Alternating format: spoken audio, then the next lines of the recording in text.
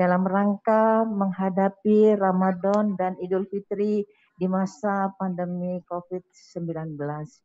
Untuk memanfaatkan waktu, kita langsung saja mendengarkan arahan dari Ibu Wakil Gubernur Nusa Tenggara Barat.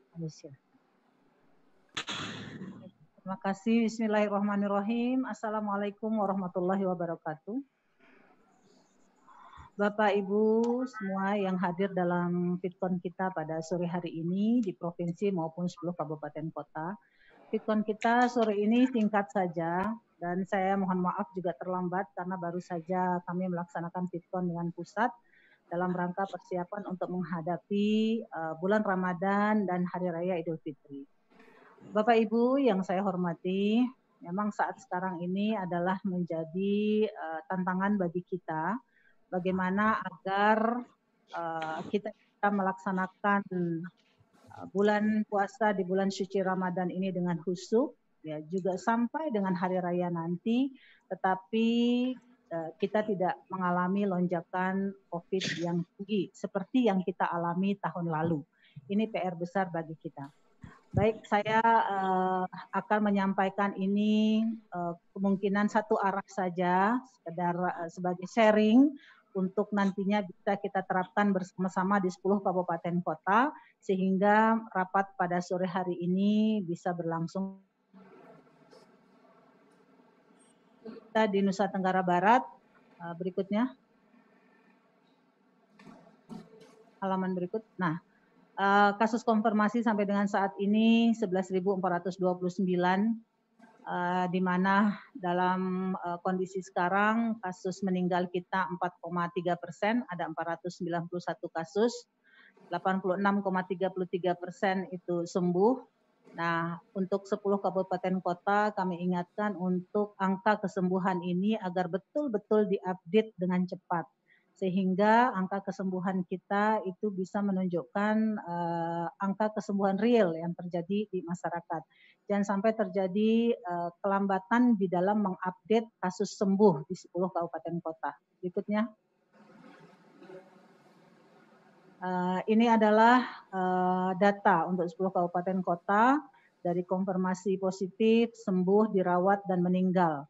Yang berwarna biru adalah konfirmasi kasus konfirmasi positif, kemudian yang merah sembuh, yang hijau itu yang dirawat, dan yang ungu itu yang meninggal.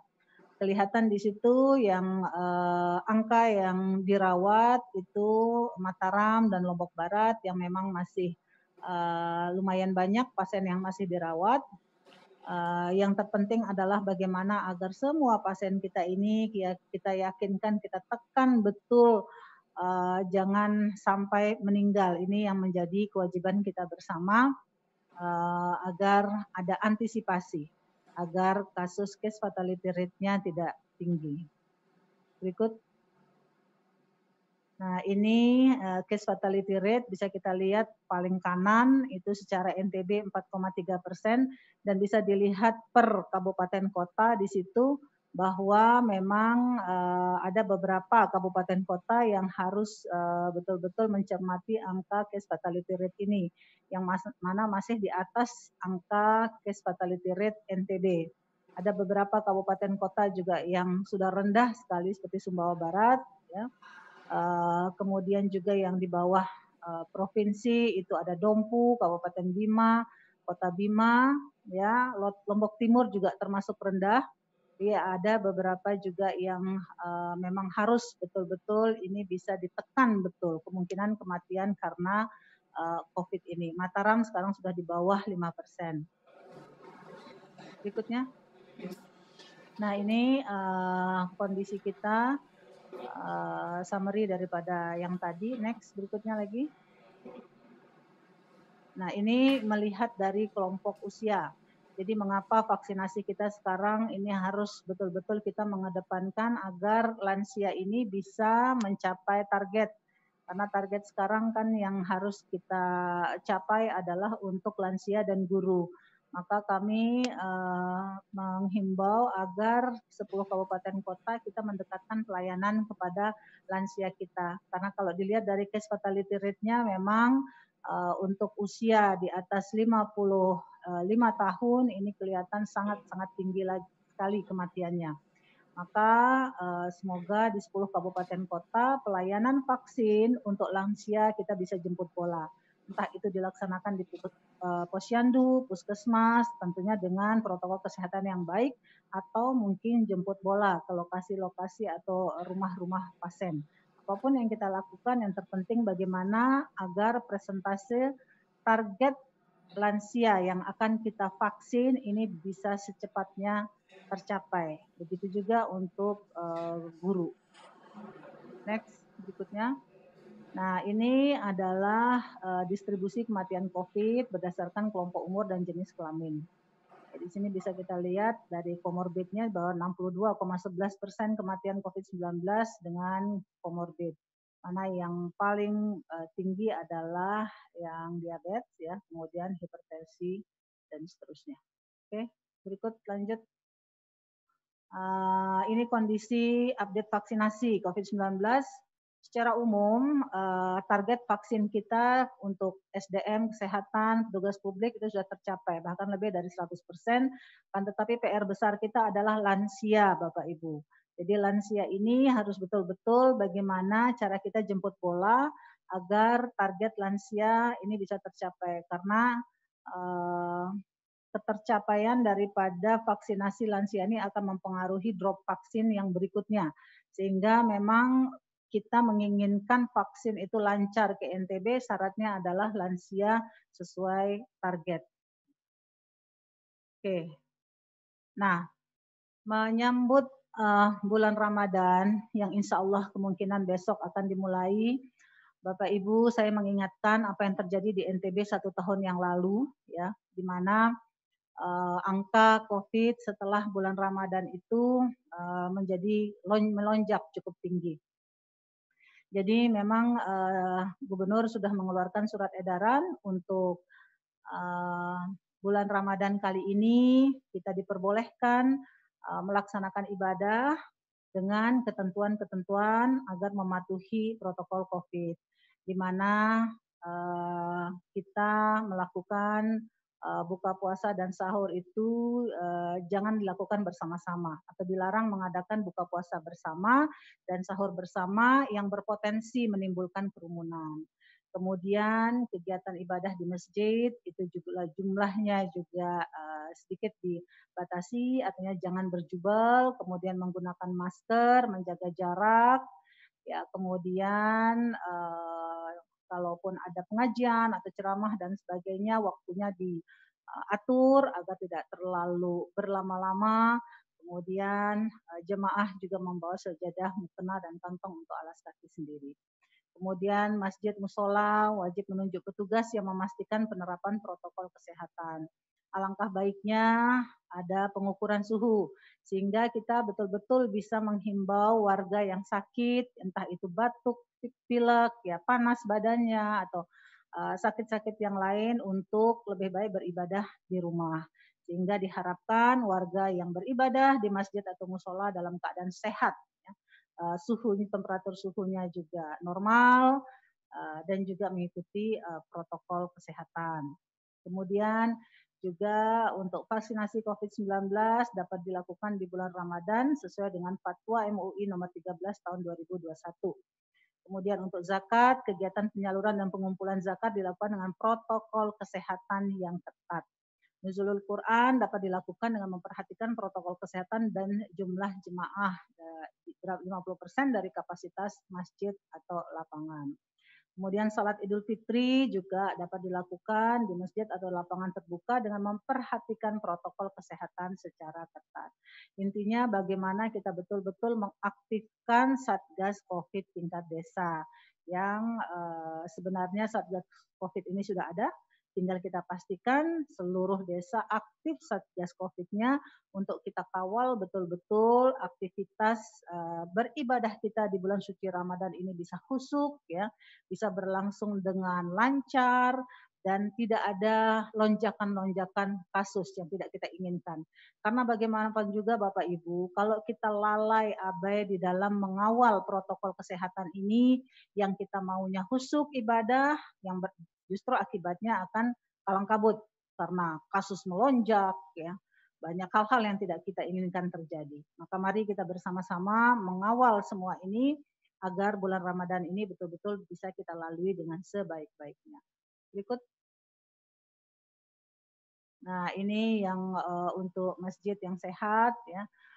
Beberapa hal yang harus diperhatikan. Salah satu contoh adalah yang kita terapkan di Islamic Center dan beberapa masjid yang saya perhatikan di kabupaten kota yang memang betul-betul memperhatikan protokol kesehatan. Yang kita inginkan adalah seluruh masjid musola kita itu kita edukasi untuk betul-betul memperhatikan protokol kesehatan ini. Sehingga bulan Ramadan ini membawa berkah, kita bisa beribadah dengan sebaik-baiknya, tapi tidak ada lonjakan kasus yang kita khawatirkan. Banyak hal yang harus diperhatikan, di antaranya tentunya menyediakan fasilitas cuci tangan atau hand sanitizer, ya, kemudian pengecekan suhu, dan himbauan yang terus-menerus untuk mematuhi protokol kesehatan, juga penggunaan masker. Baik, berikutnya. Nah, ini saya mengingatkan instruksi Gubernur nomor 180 tanggal 23 Maret 2021 tentang percepatan pengendalian, pencegahan dan penanganan wabah pandemi corona. Di situ ada beberapa hal yang diatur, di mana diantaranya adalah bahwa rapid test antigen dengan rasio 1 pasien positif dilakukan kontak tracing terhadap 20 orang. Nah, tracing ini kami himbau untuk betul-betul dilakukan dengan baik, ya, agar kita bisa menghindari penularan. Sebenarnya masalah positif itu sebenarnya tidak perlu terlalu kita takutkan, ya. Yang paling harus kita takutkan adalah orang meninggal karena COVID. Jadi bagaimana secepat mungkin kita temukan kasus untuk kemudian mengisolasi yang positif agar tidak menyebar atau tidak menularkan pada yang lain. Kemudian percepatan layanan dan pemberian vaksinasi dengan target 6 bulan selama vaksin tersedia. Nah, ini pun ya memang sangat tergantung daripada drop vaksin dari pusat, ya, dan di mana saat ini kita diminta untuk betul-betul bisa mencapai target untuk vaksinasi lansia, karena memang di NTB ini yang belum tercapai, yang masih kecil itu adalah lansia. Nah, ini mari kita gotong royongkan bersama Bapak Ibu di 10 kabupaten kota, kita jemput bola agar target ini tercapai dan kita cepat di-dropkan vaksin lagi dari pusat. Kemudian pelaksanaan pemberlakuan pembatasan kegiatan masyarakat PPKM. Nah, ini juga saya ingin ingatkan bahwa PPKM Mikro yang diperpanjang berlaku di NTB, bahwa potretnya harus berdasarkan skop RT, Bapak Ibu. Jadi per RT yang kita potret, apakah per RT itu ada berapa kasus? Kalau 0 berarti hijau, RT-nya bukan desanya. Kalau kasusnya 1 sampai 5 berarti kuning, kalau 6 sampai 10 berarti orange, kalau lebih dari 10 berarti merah. Nah, saya sangat berharap potret per RT ini betul-betul bisa dilakukan secara konsisten, pelaporannya juga dilakukan dengan konsisten, karena sesungguhnya kalau kita rapi pelaporannya betul-betul berdasarkan RT, seharusnya kemungkinan merah itu kecil, karena motretnya itu RT, bukan desa. Kalau kita potret desa, satu desa kasus di atas 10, ya pasti mungkin banyak ya. Tapi kalau kita potretnya RT, maka seharusnya RT-RT kita itu sebagian besar itu tidak dalam kondisi zona merah. Bahkan akan sangat banyak sekali yang kondisinya hijau. Nah, kami mohon sekali ini untuk konsistensi pelaporan kita berbasis RT agar betul-betul dirapikan dari Satgas Desa, Satgas Kabupaten, dan kemudian kami di provinsi tugasnya adalah kompilasi atau mengumpulkan laporan dari kabupaten kota. Yang berhak memvalidasi segala macam data di kabupaten kota adalah Satgas Kabupaten Kota. Sehingga kami harapkan laporan yang masuk itu adalah betul-betul data yang sudah tervalidasi dan berbasis RT. Nah, kemudian berikutnya lagi yang harus kita antisipasi sebelum saya tutup adalah selain pada saat biasanya di bulan suci Ramadan itu 2 minggu pertama kita sibuk mengatur orang beribadah di musola, di masjid. Tetapi hati-hati juga di minggu-minggu ketiga, keempat kita sibuk mengatur orang berbelanja di toko. Jadi ini juga harus betul-betul menjadi antisipasi kita bersama. Karena saya ingat betul tahun lalu masih dilarang itu kita beribadah di masjid, ya, dilarang untuk melakukan salat taraweh. Akan tetapi begitu akhir-akhir puasa, toko banyak yang buka dan awal-awal ketat dijaga kapasitas tokonya, tapi lama-lama jebol juga. Nah, akhirnya itulah yang kemudian menyebabkan angka COVID itu agak melonjak ya setelah Lebaran. Jadi tidak hanya masjid saja yang harus kita disiplinkan, tetapi juga pasar, toko ini juga tetap beroperasi, akan tetapi bagaimana agar beroperasi secara aman.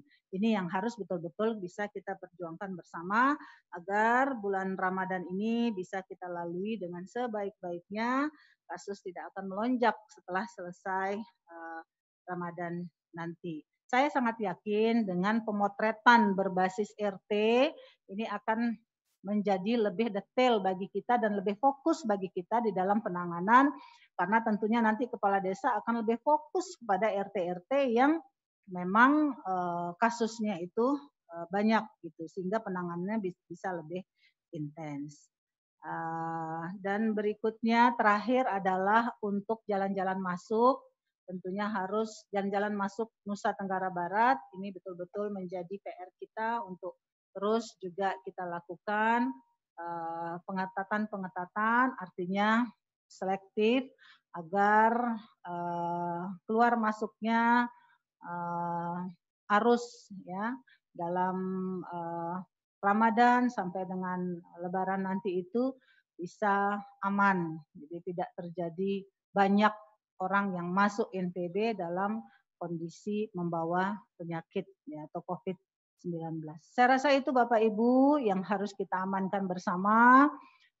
Besok kita akan insya Allah kita akan mulai menjalani ibadah di bulan suci Ramadan. Semoga kita semua sehat selalu, dan dalam kesempatan ini juga kami menyampaikan mohon maaf lahir dan batin. Semoga kita semua bisa melaksanakan ibadah yang sehusuk-husuknya, sebaik-baiknya di bulan suci Ramadan ini, dan sampai dengan Lebaran nanti NTB tetap aman dan kondusif. Terima kasih Bapak Ibu semua atas waktunya. Assalamualaikum warahmatullahi wabarakatuh. Waalaikumsalam warahmatullahi wabarakatuh. Terima kasih Ibu Wagub. Jadi demikian Ibu Bapak tadi mengenai SE dan Ingub terkait dengan persiapan Ramadan dan Idul Fitri 1442 Hijriah serta pelaksanaan PPKM di di Provinsi Nusa Tenggara Barat. Mengenai SE dan Ingub segera akan kami share ke kabupaten kota dan mungkin sudah juga kami share tapi akan kami ulang lagi untuk share ke kabupaten kota untuk mengingatkan kembali kepada teman-teman di kabupaten kota agar mari kita bersama-sama melaksanakan SE dan Ingub yang sudah kita launching dari provinsi. Penekanan untuk PPKM yaitu berbasis RT karena jika berbasis desa ini banyak desa yang akan berwarna merah, oranye ataupun kuning. Kita harapkan berwarna hijau semua karena kalau berbasis RT jarang sekali ada RT yang kasusnya di atas 10. Kemudian berikutnya yang menjadi atensi kita bukan hanya pelaksanaan ibadah di masjid-masjid saja, tetapi pelaksanaan ibadah di mal-mal juga ini harus menjadi atensi dari teman-teman di kabupaten kota, Ibu Bapak Kasatpol PP yang bersama-sama dengan TNI Polri menjadi satu tim untuk bukan hanya masjid yang kita perhatikan, tetapi mal-mal juga akan menjadi atensi kita, pasar tradisional juga akan menjadi atensi kita. Dan yang terakhir, sesuai dengan pedoman dari Kemenhub, tidak ada transportasi umum untuk mudik karena mudik ditiadakan pada tahun 2021 ini dan pintu-pintu masuk perlu kita perketat agar tidak terjadi lonjakan dari masyarakat yang akan keluar masuk sehingga akan membawa akan bisa mencegah penularan terhadap COVID-19. Intinya kita akan menunaikan ibadah puasa inginnya dengan aman, tenang, tanpa ada gangguan, tentunya dengan berusaha kita akan menegakkan disiplin protokol kesehatan yaitu 5M. Demikian Ibu Bapak di Kabupaten Kota yang bisa saya sampaikan pada kesempatan ini. Sekali lagi mohon maaf lahir dan batin dan selamat menunaikan ibadah puasa esok hari. Terima kasih. Billahi taufiq wal hidayah. Wassalamualaikum warahmatullahi wabarakatuh. Waalaikumsalam warahmatullahi wabarakatuh.